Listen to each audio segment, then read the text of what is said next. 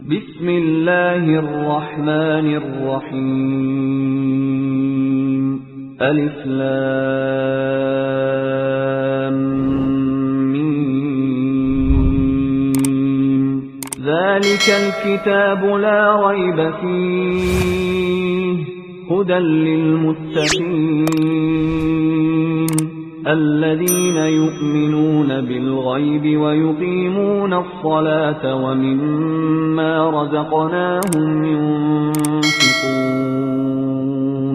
والذين يؤمنون بما أنزل إليك وما أنزل من قبلك وبالآخرة هم يوقنون أولئك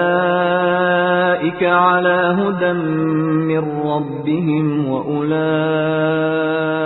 هم المفلحون